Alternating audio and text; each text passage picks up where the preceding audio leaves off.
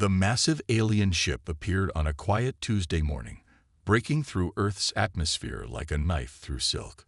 Its metallic surface gleamed with an otherworldly sheen, casting strange shadows over the United Nations building in New York. Inside the Emergency Council chamber, General James Smith gripped the edge of his seat, watching the live feed with growing concern. "They're not responding to any of our attempts at communication," reported Captain Lisa Reed, her voice steady despite the tension in the room. The assembled world leaders murmured among themselves, their faces pale under the harsh fluorescent lights. The alien vessel, nearly 2 miles long, hummed motionless over Manhattan. Smaller scout ships circled it like moths around a flame. The world held its breath, waiting. At exactly noon, every screen on Earth flickered to life. The face that appeared wasn't what anyone expected. The alien looked almost human, except for its silver skin and completely black eyes. When it spoke, its words were translated instantly into every Earth language. "People of Earth," the creature said, its tone dripping with condescension. "I am High Commander Turner of the Galactic Empire. We have been watching your primitive world for some time now.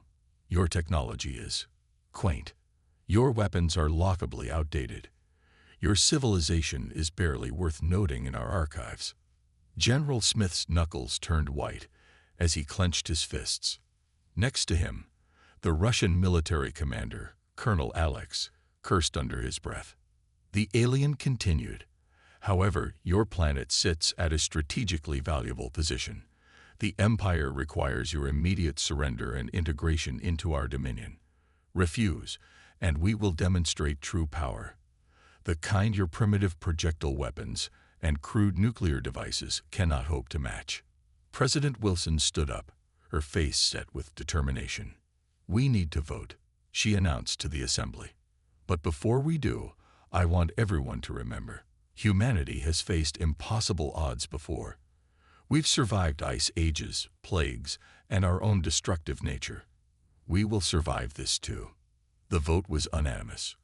Earth would not surrender.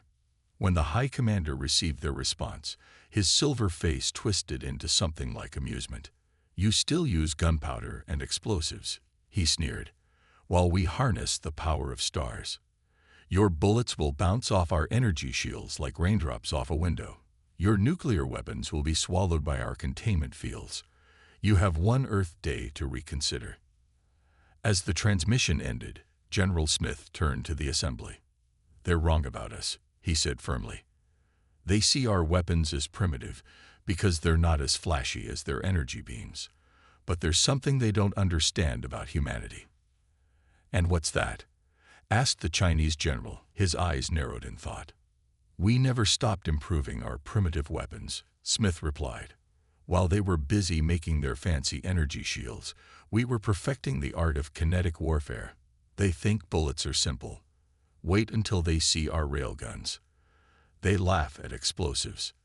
Let's show them our tungsten rod orbital platforms." The next 24 hours were a blur of activity. Every military base on Earth hummed with preparation. Weapon caches were opened, soldiers were deployed, and old contingency plans were dusted off. Underground bunkers, built during the Cold War and maintained just in case, were activated. When the Empire's deadline arrived, High Commander Turner's face appeared again on Earth's screens. His expression was one of pure arrogance.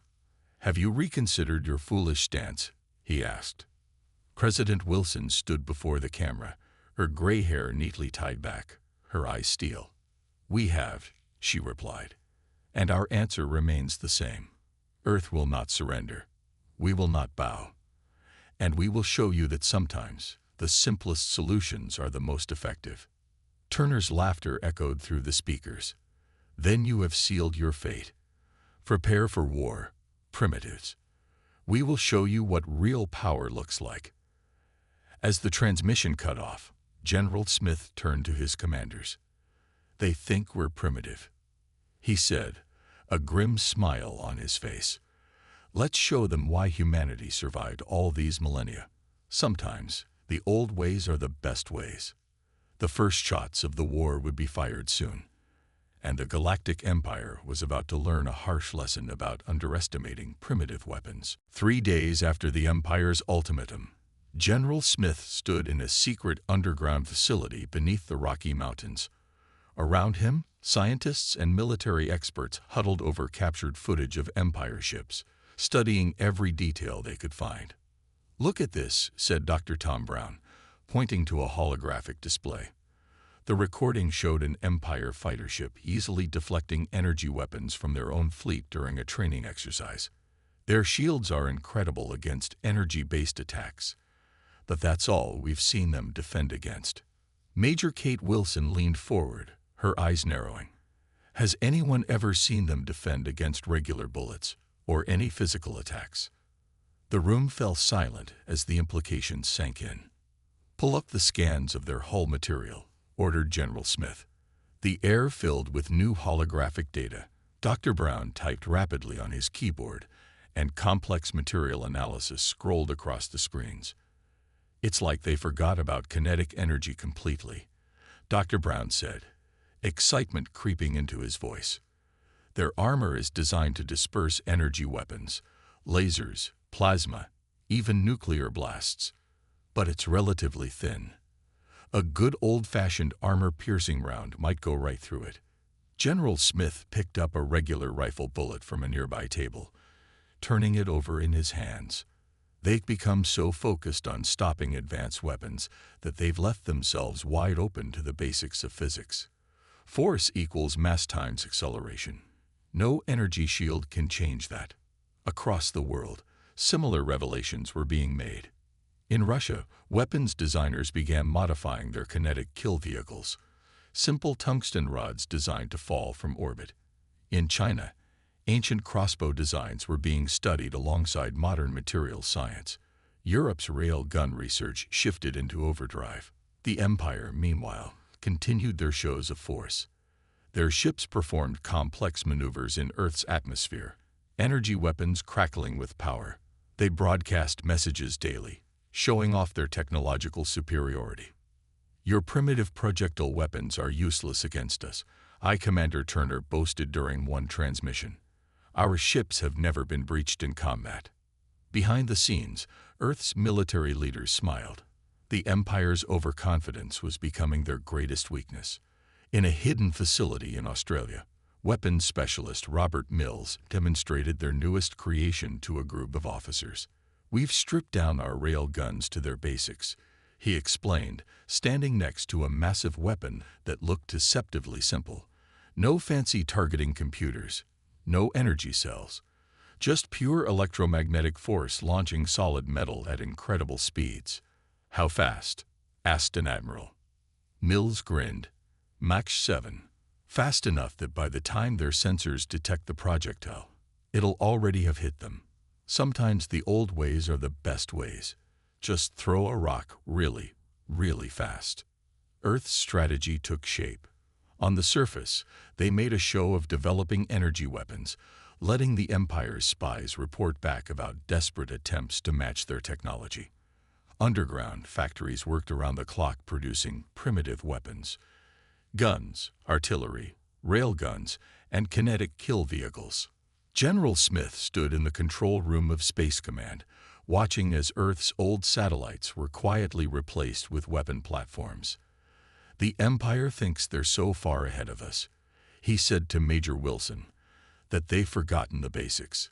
They're like a boxer who's so focused on fancy footwork that they forget to guard their jaw." "When do we show them their mistake?"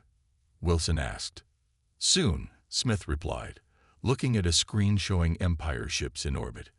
"They're getting bolder, coming closer to our defense platforms. They think we're harmless. Let them get comfortable. Let them think their energy shields make them invincible." He picked up a simple steel ball bearing from his desk, about the size of a marble. Sometimes the simplest solutions are the best. Isaac Newton figured out gravity when an apple fell on his head. The Empire's about to get a similar lesson in physics. In orbit, Empire ships continued their patrols, their crews confident behind their energy shields. They never noticed the old-style weapon platforms tracking their movements, waiting for the perfect moment to teach them about humanity's primitive warfare. The moon hung silently in space, its surface dotted with humanity's lunar bases. These bases, built over decades of peaceful exploration, were now Earth's first line of defense. Inside the main control center of Luna Base 1, Commander Jack Harris watched as 50 Empire warships approached. "They're moving exactly as predicted," he reported through the secure channel to Earth. "Overconfident. No evasive patterns. They think this will be easy." General Smith's voice crackled back. "Remember the plan. Let them think they have us cornered. Wait for my signal." The Empire ships spread out in a standard attack formation. Their energy weapons began to glow, preparing to destroy the primitive lunar installations. High Commander Turner's voice boomed across all frequencies. "This is your last chance," he announced. "Surrender your lunar bases, and we may show mercy to your planet." Commander Harris smiled grimly. Hidden in craters across the lunar surface, weapons waited that the Empire hadn't even bothered to scan for. They were too simple to register on their advanced detection systems. No energy signatures, no radioactive emissions, just precisely aimed tubes of metal and electromagnetic coils.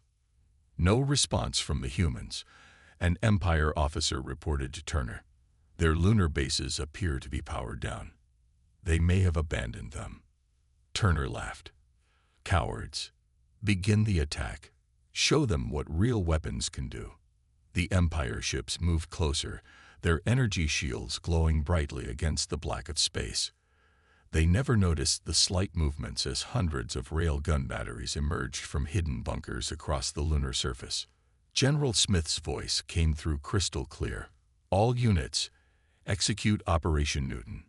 Commander Harris pressed the button. The first volley caught the Empire completely by surprise.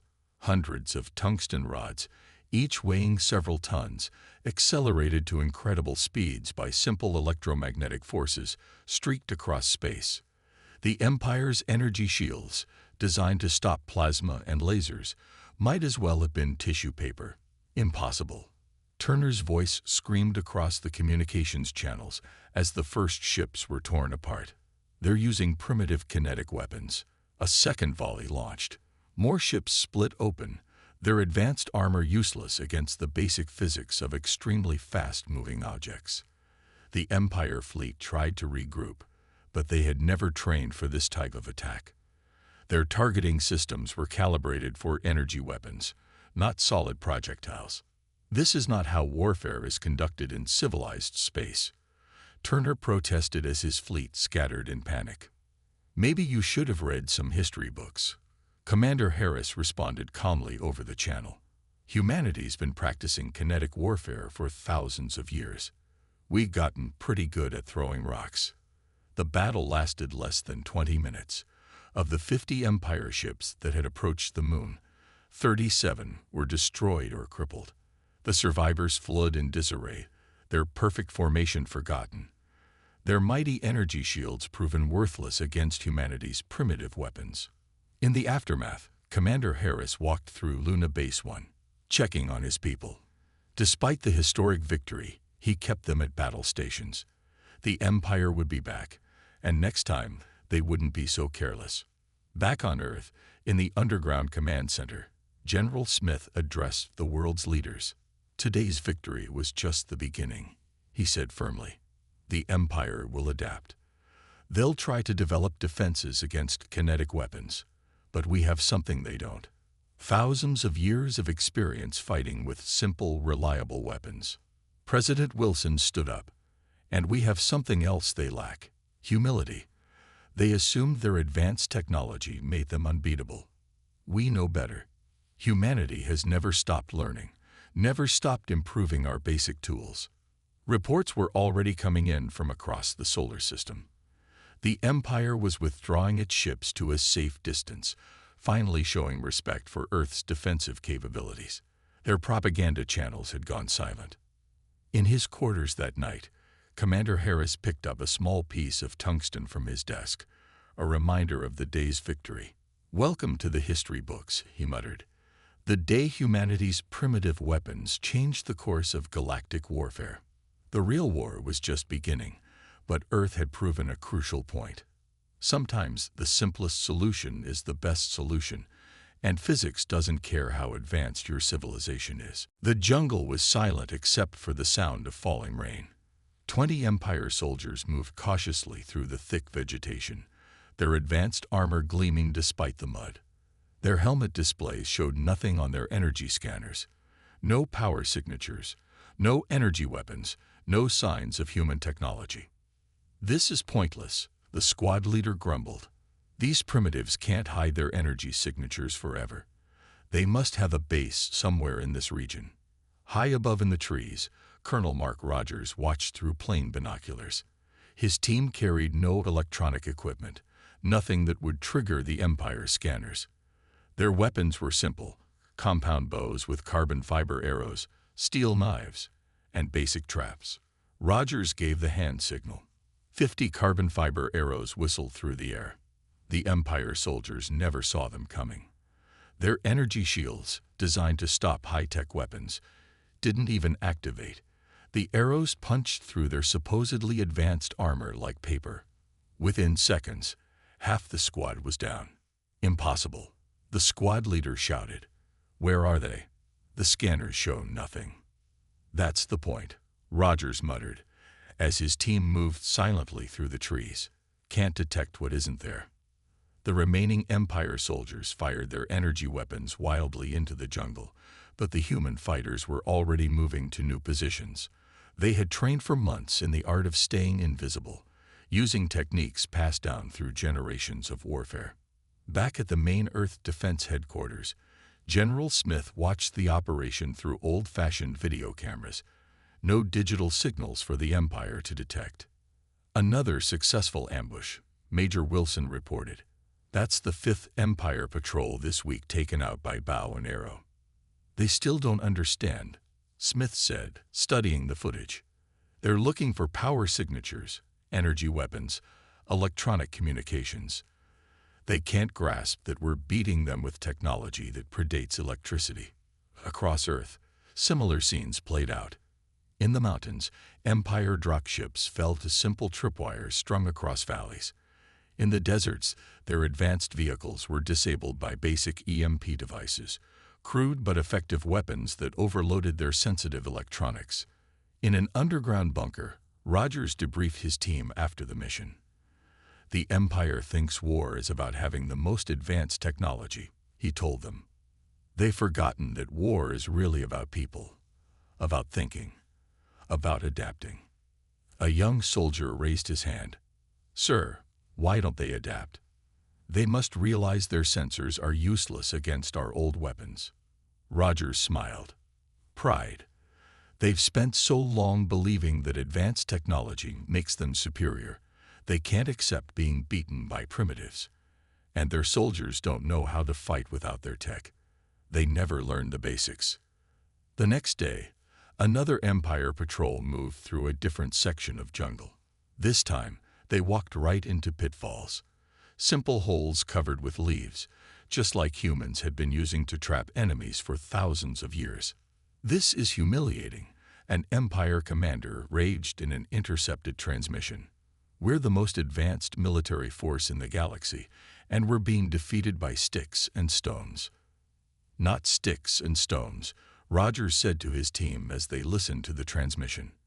"Knowledge. Experience. Every trap we set, every ambush we plan, uses lessons learned through centuries of combat. Our ancestors taught us well." In orbit, Empire ships still held position, their energy weapons ready, but they had grown hesitant to send ground forces. Human fighters were appearing from nowhere, striking with weapons that didn't show up on scanners, then vanishing into the landscape. "Let them stay up there," General Smith said during a strategy meeting. "Every day they spend searching for technology is another day we prove that simple weapons, used cleverly, can defeat any advanced army." The Empire's mighty war machine was learning a hard lesson. Sometimes the oldest weapons are the most effective, and no amount of advanced technology can replace basic combat skills, and human ingenuity. High Commander Turner paced in his flagship's command room, his silver skin now dulled with stress. The holographic displays around him showed the growing disaster. In just 3 months, Earth's primitive weapons had destroyed over 200 Empire ships and killed thousands of their best soldiers. How? He demanded, slamming his fist on the table. How are they beating us with such basic weapons? Admiral Roy Peters, a former Earth military officer who had joined the Empire years ago, cleared his throat. Sir, I try to warn you. Humans never abandoned their simple weapons because they knew something you forgot. Basic physics always works. Turner spun around. Then fix it. You're human. Tell us how to stop them. In the ship's massive engineering bay, Empire scientists worked frantically to install new shield generators. These weren't the elegant energy shields they were proud of, but crude barriers designed to stop physical objects. The cost in resources was enormous, and the power drain meant each ship could only protect its most vital areas. We need 10 times more shield generators to cover each ship completely, the chief engineer reported. And even then, they might not stop those railgun projectiles. The humans are just throwing harder and faster. Back on Earth, General Smith received the intelligence reports with grim satisfaction. They're panicking, he told his staff. Look at these retrofit attempts. They're trying to bolt on kinetic shields as an afterthought. Their whole fleet design is wrong for this kind of warfare. Major Wilson studied the images. Those new shields are ugly. All those extra generators hanging off their ships, they look like they're held together with tape and hope. That's what happens when you try to fix a fundamental design flaw too late, Smith replied. Their ships were built to be invincible against energy weapons. Now they're trying to remake their whole fleet in the middle of a war. The Empire's desperation grew. Their once proud ships now bristled with makeshift armor plates. Their soldiers wore bulky physical armor over their sleek energy suits. Every modification made them slower, less maneuverable, more vulnerable. In a secret meeting of the Empire's War Council, the cost reports were devastating. Admiral Peters stood before the gathered commanders, his expression grim. The expense of retrofitting our fleet is bankrupting us, he reported. We've spent more resources trying to counter human weapons than we did building our original ships, and it's not working. They just build bigger railguns. An Empire general slammed his hand on the table. We are the most advanced civilization in the galaxy. We cannot be defeated by primitives throwing rocks. Those primitives, Peters replied quietly, have spent their entire history perfecting the art of throwing rocks. While you were developing energy weapons, they were making their simple weapons more and more effective. They never stopped improving the basics. On the front lines, Empire ships moved cautiously, their new shields drawing so much power they could barely use their weapons. Earth's defense forces pressed their advantage, launching waves of kinetic kill vehicles, simple tungsten rods that turned into unstoppable forces at high speeds. Turner watched another battle from his command ship, wincing as human weapons tore through the expensive new shields. Our whole military doctrine was wrong, he admitted finally. We based everything on energy weapons and shields. We never considered alternatives. General Smith, watching the same battle from Earth, nodded in satisfaction. The bigger they are, the harder they fall, he said to his staff. The Empire built their whole society around complex technology, but they forgot the most important rule of warfare. Sometimes the simple solution is the best solution. As more Empire ships fell to Earth's weapons, the truth became clear. The mighty Empire had finally met its match, not in advanced technology, but in humanity's mastery of basic warfare. Their desperation to adapt was too little, too late. News traveled fast across the galaxy, even faster than the Empire wanted. On a dozen conquered worlds, alien species watched in amazement as humans continued to defeat the supposedly invincible Empire forces with simple weapons. On the forest world of Green Haven, tall blue-skinned natives gathered in secret underground caves. Their leader, Boss Red, studied footage of human fighters using bows and arrows against Empire troops. "Look," he whispered to his rebels. "The humans use weapons made from wood and stone, just like our ancestors did. And they're winning." In a hidden Earth base, General Smith met with representatives from 3 different alien species. They had traveled in secret, risking death to learn Earth's methods. "We've watched you closely," said one alien diplomat, his 4 eyes blinking with excitement. "Your people fight without complex technology. This is something we can do too." Smith spread out a collection of simple weapons on the table. "These are humanity's gifts to you," he said. "Compound bows, crossbows, railgun designs, simple electromagnetic pulse devices. Nothing here requires advanced technology to build." The alien representatives touched the weapons with wonder. For centuries, the Empire had kept them in line by controlling access to advanced technology, but they couldn't control access to sticks and stones. On the mining world of deep rock, short, sturdy aliens who had been slaves for generations began fashioning simple weapons in their caves. They made slings that could throw rocks at incredible speeds, just as their ancestors had done. Empire troops, prepared for energy weapons, fell to stones thrown from the darkness. The Empire's communication channels buzzed with panic. "Revolution on 6 worlds," reported an emergency transmission. "The slaves are using primitive weapons. Our shields are useless." In his flagship, High Commander Turner received the reports with growing horror. "They're all copying Earth tactics," he said to his staff. "Every species we conquered is remembering their old ways of fighting." Admiral Peters nodded grimly. "You gave them the perfect weapon against you, sir. By looking down on primitive technology, you reminded them that they don't need advanced weapons to fight back." Earth began sending military advisors to different worlds, teaching the rebels how to fight with simple weapons. They showed them how to make basic but effective tools of war, using materials that could be found anywhere. "Your ancestors weren't primitive," a human instructor named Bill told a group of rebel fighters. "They were survivors. They developed weapons and tactics that worked. The Empire just made you forget your own strength." The rebellion spread like wildfire. Empire forces, already strained trying to fight Earth, now faced attacks on dozens of fronts. Their sophisticated sensors were useless against rebels using stone axes and wooden spears. Their energy shields couldn't stop arrows and rocks. In the war room on Earth, Major Wilson updated the strategic map. "Another Empire garrison has fallen," she reported. "The locals used mining tools as weapons, simple picks and hammers, but they got the job done." General Smith studied the map with satisfaction. "The Empire made a fatal mistake," he said. "They thought advanced technology made them superior. Instead, it made them vulnerable. They forgot that any tool can be a weapon in the right hands." Reports kept coming in. On ice worlds, natives used simple harpoons to pierce Empire armor.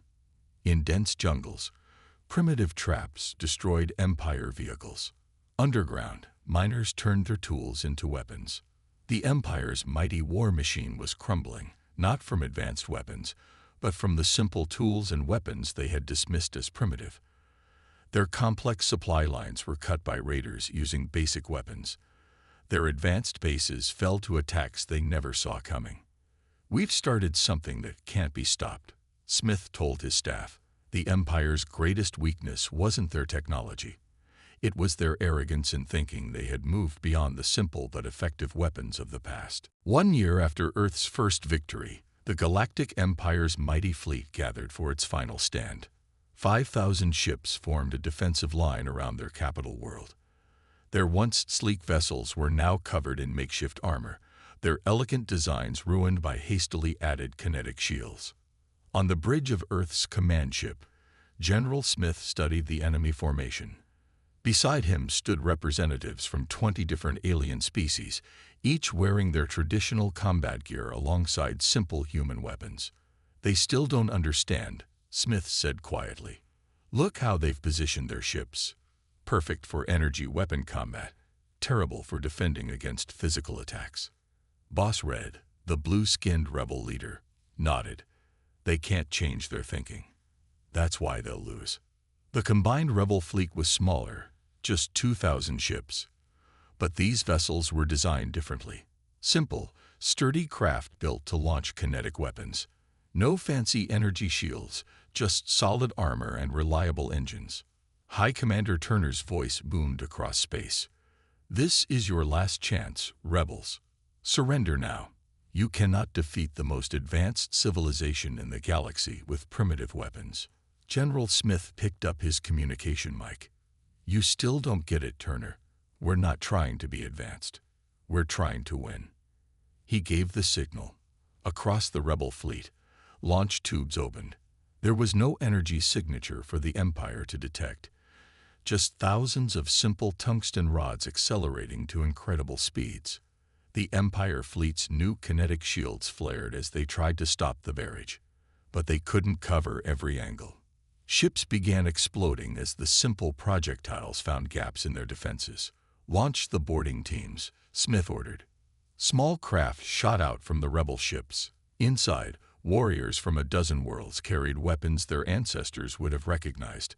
Spears that could pierce Empire armor, bows that fired arrows through energy shields, simple clubs that could smash through fancy helmet visors. On the Empire capital world, the palace defenses were in chaos.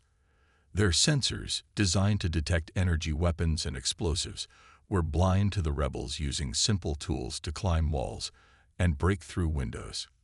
In orbit, the mighty Empire fleet was in full retreat.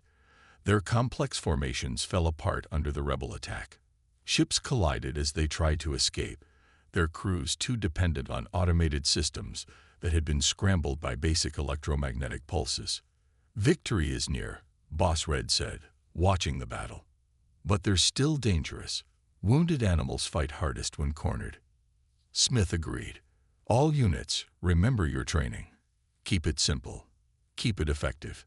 The rebel forces pressed their advantage. Empire soldiers, trained to rely on targeting computers and power armor, found themselves in hand-to-hand combat with warriors who had trained their whole lives in basic fighting techniques.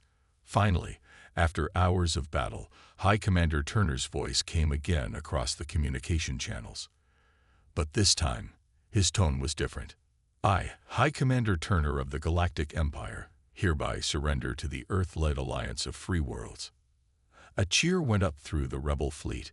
Warriors from different species hugged each other, waving their simple weapons in triumph. In the aftermath, General Smith walked through the captured Empire Palace with Major Wilson. The walls were covered in sophisticated technology, now useless and dark. What happens now? Wilson asked. Now we help build something better, Smith replied. A galaxy where every species remembers their heritage, where simple wisdom isn't forgotten in the rush for advanced technology. They reached the palace's great hall, where representatives from all the rebel species were gathering. Each carried their traditional weapons alongside human-designed tools. Former slaves stood tall, proud of their strength and their ancient combat arts. The Empire failed, Smith addressed the gathering, because they forgot that progress isn't just about making things more complex. Sometimes it's about remembering what worked in the past. They called us primitive, but we proved that wisdom doesn't need fancy technology. As the sun set on the former Empire capital, a new era was beginning. Humanity had not only survived, but had helped free the galaxy, not through superior technology, but by remembering that the simplest solutions are often the best.